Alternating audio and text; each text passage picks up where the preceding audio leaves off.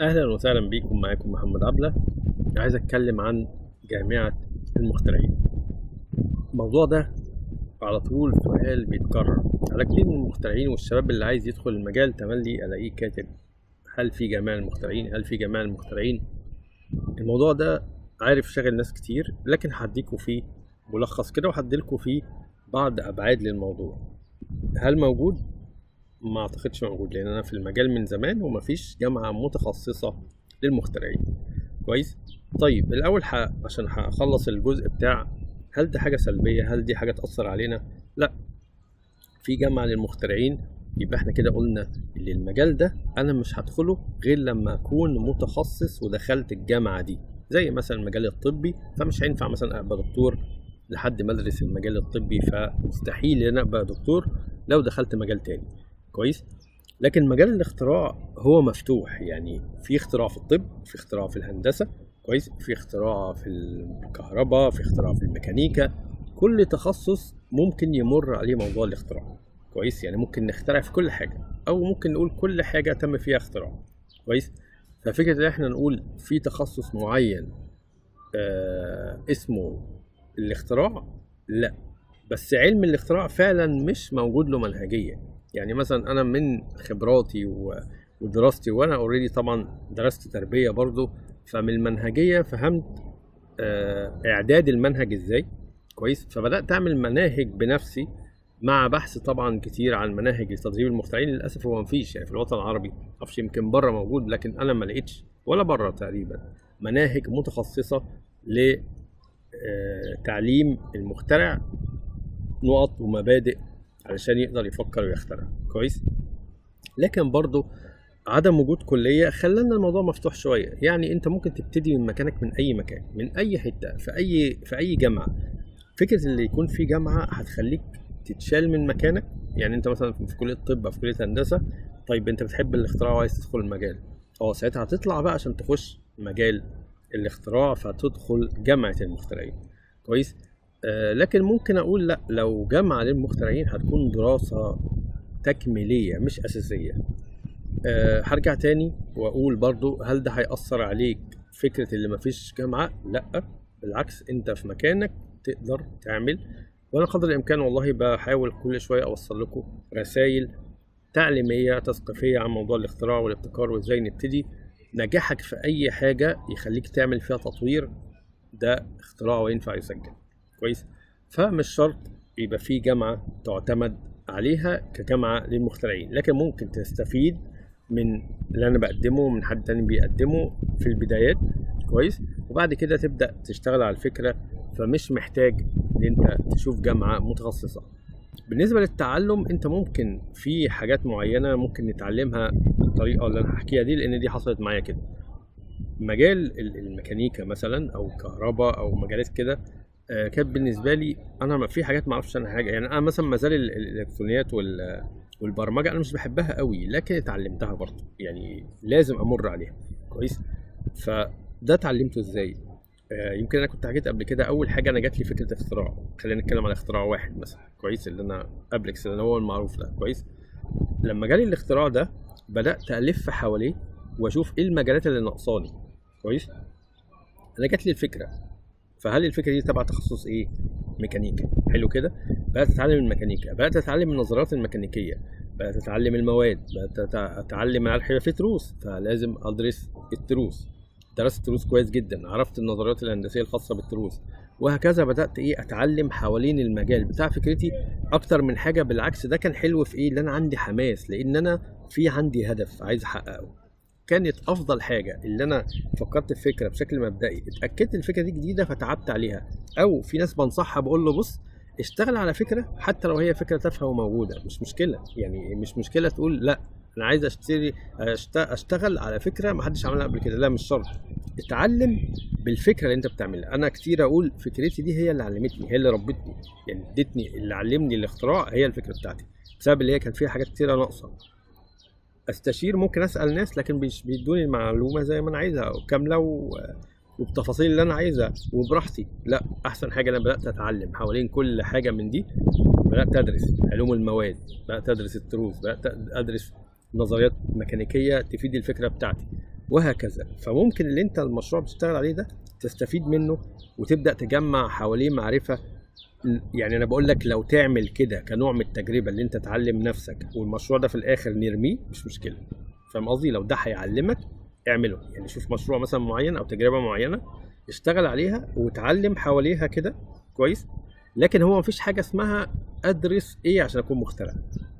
يعني فاهم قصدي؟ انا بتكلم عن تجربه شخصيه، اللي انا لما بدات افكر ودماغي بتفكر لقيت الفكره اولا وتعلمت حواليها بقى، بدات الف حواليها واتعلم واتعلم واتعلم لحد ما جمعت معرفه. لما نجحت في النقطه دي وفي الفكره دي بدات بعد كده بقى عندي شغف ان انا اتعلم. اوقات بقى ما ممكن يبقى باش عندك الحافز للدرجات دي، انت ممكن تبدا تتعلم علوم جديده عشان تفتح معاك تفكير في مجالات جديده. لو ده كويس وانت من النوع اللي بيحب يتعلم ويقرا. على فكره انا ما بحبش اقرا كتير، يعني انا بقرا، انا احب الاسرع. لكن مع موضوع الاختراع ولما دخلت وعملت الفكره زي ما بحكي لكم كده، انا بقيت اقرا كتير واكتب. ما كنتش بحب كده، بس غصبا عنك الحاجه اللي بتحبها انت هتعمل الحاجه يمكن عكس طبيعتك. فتعبت فعلا وعملت كده. طيب خلينا نخش على بقى ايه الجزء الثاني من الفيديو، نتكلم على جامعه المخترعين واقول لك وجهه نظري في جامعه المخترعين. جامعه المخترعين لو حد عملها المفروض، يعني انا هقول الكلام ده لعل وعسى حد يعني في يوم ما يقدر يحقق الحلم ده، كده تبقى حاجه كويسه. بس هي ليها ابعاد معينه. الفكره اللي احنا عايزين نتكلم على اللي انا هبدا اعمل اختبار للمخترعين. انا هعمل ممكن نقول تقييم، يعني قبل ما اوزع الناس وادخلهم الجامعه اصلا. وده هيعترض معايا، ما انتوا هوصل لكم بقى الرساله عشان تفهموا هي ليه هيكون عايزه حد معين، مش اي حد هيعمل جامعه المخترعين.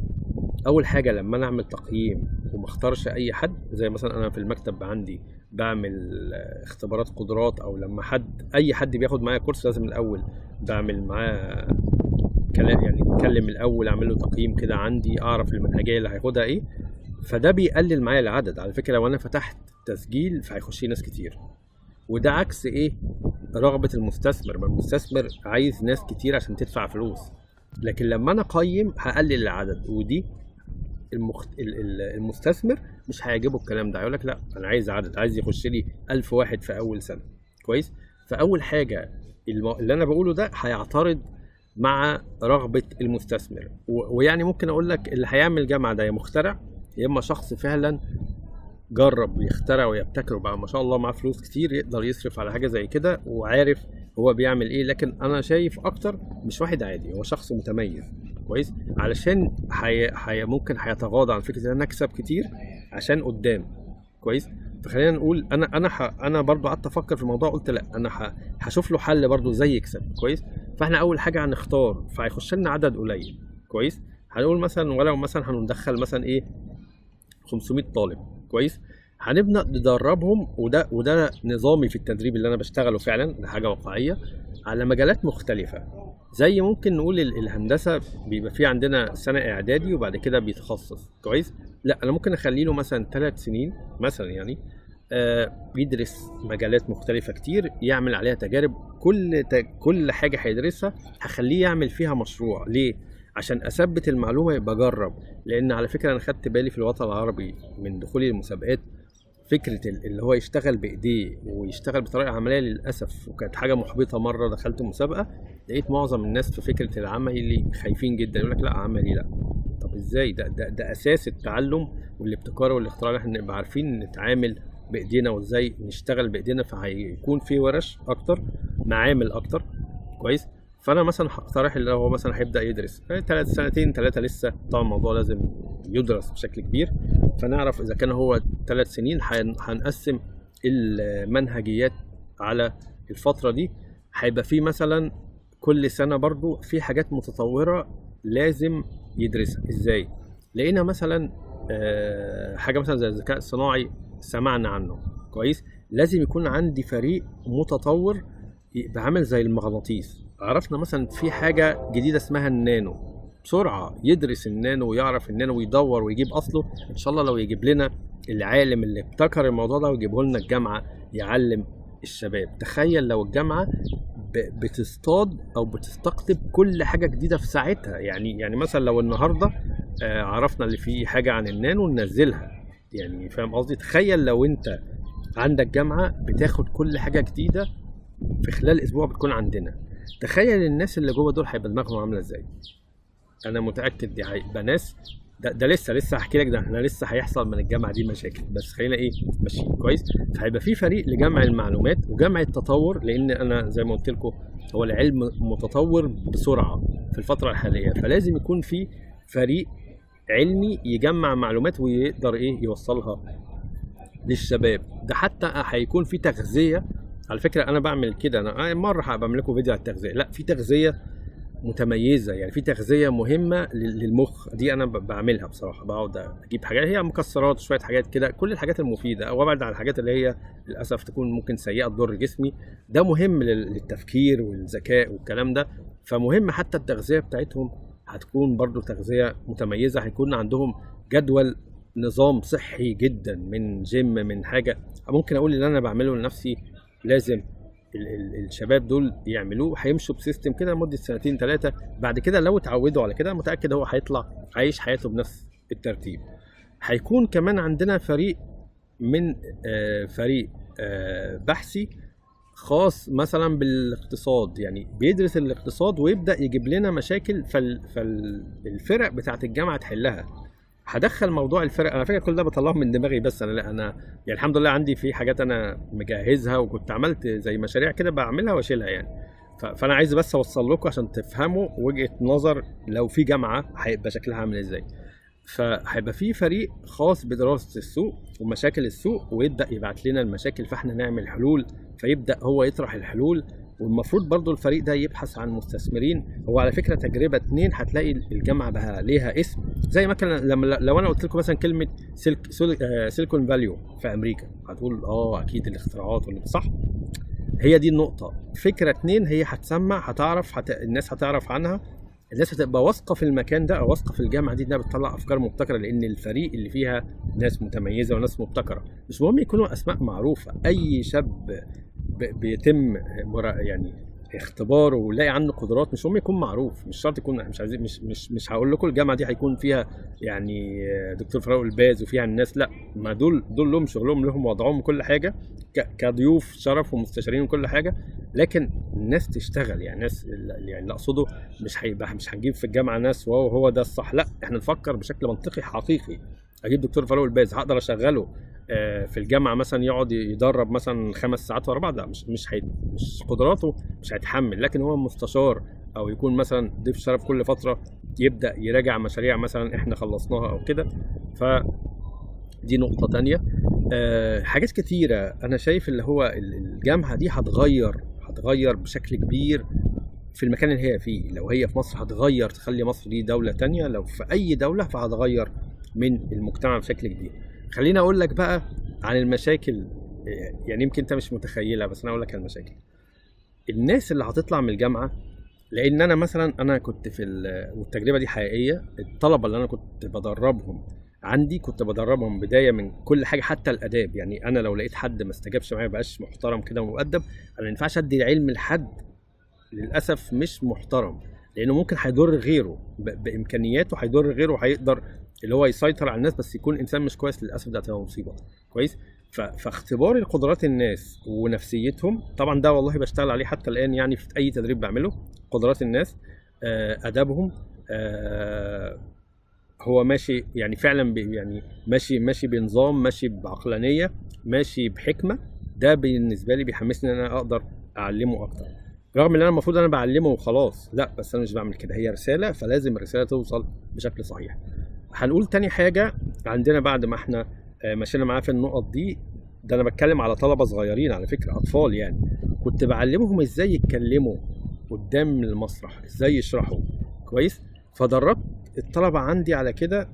عايز اقول لكم الطلبه دي يعني انا مره حضرت المحاضره لاحد الطلبه عندي، وكان المسرح فيه عدد كبير جدا يعدي 1000 او حاجه.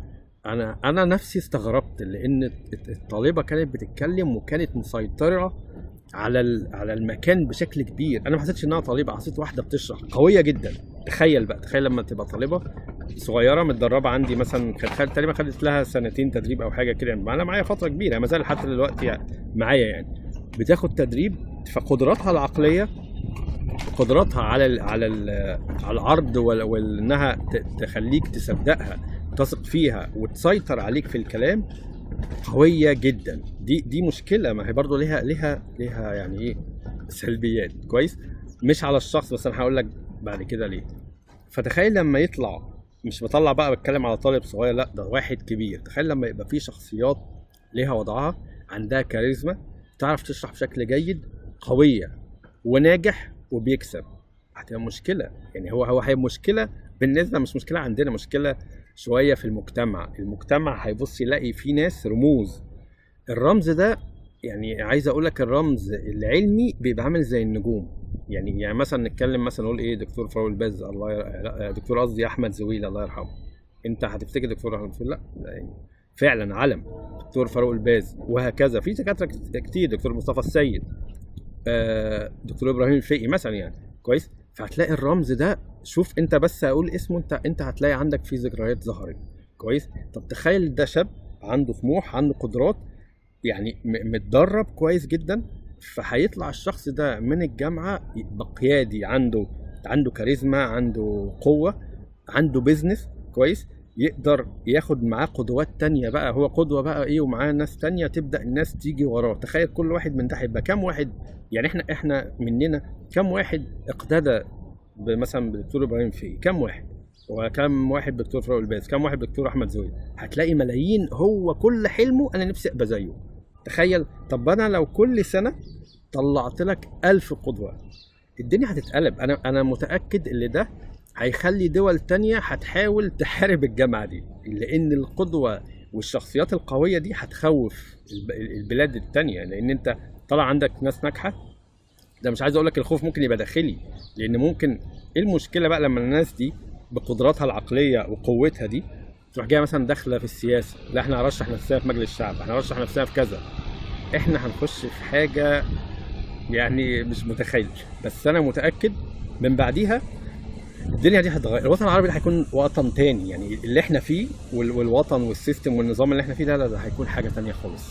لان احنا زمان، انا مش غلطان في اللي انا بقوله، زمان ايام زمان كان الملك جنبه العالم، صح ولا لا؟ افتكروا كده ايام زمان، لو انتوا قريتوا في التاريخ هيقول لك الملك وجنبه الحكيم او العالم الفلاني، الملك يساله. كمان اللي كان بيحصل مشاكل ما بين العالم وبين الملك، لان هم دول كانوا جنب بعض، ما كانش جنبه الوزير ولا جنبه رئيس مجلس الوزراء، ما فيش الكلام ده.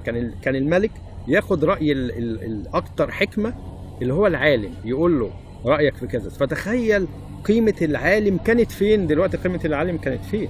معلش يعني لو انا جبت دكتور فاروق الباز ودخلته مكان او كده، هل هيوسعوا له الطريق وهيوقفوا له الطريق عشان يعدي؟ مش هيعملوا كده. امال لو انا جبت وزير وقلت لهم ده انا معايا الوزير، ده هيوقفوا الشارع وهيمشوا طيارات من فوقينا. فالقيمه حصل فيها اختلال، لكن ان شاء الله نتمنى يحصل عكس ذلك. وانا اتمنى والله نفسي الاقي حد يبادر بالموضوع، لكن يعني ممكن نقول مش بفقد الامل. انا ما كنتش بفقد الامل خالص الحمد لله. زي اللي انا كنت اعمل مكتب والناس قالت لي لا ده مستحيل، ده مين اصلا هيجي لك في مكتب بيقدم حاجات للمخترعين؟ مين المخترعين اللي انت هتخاطبهم؟ مين كذا لحد الحمد لله فعلا انا بيجي لي ناس طبعا من كتير من الوطن العربي، في لسه حتى ناس قريب هتجيلي وهكذا. ما خسرتش حاجه، بالعكس انا استفدت منه، اللي انا بدات انشر منه فيديوهات، بعمل فيه تجارب، بعمل فيه نماذج، استفدت من التدريب اللي انا بقدمه وهكذا. ممكن اقول فعلا جزء من حلم عندي اللي انا عملت مناره ولو صغيره كانها شمعه في بحر العلم، فده مش حاجه وحشه. ان شاء الله اتمنى نوصل لاكتر من كده. اتمنى يكون الفيديو عجبكم. لو عندكم اي مناقشه حوالين الموضوع دي يعني يا ريت تبعتوا لي. بشكركم والسلام عليكم ورحمه الله وبركاته.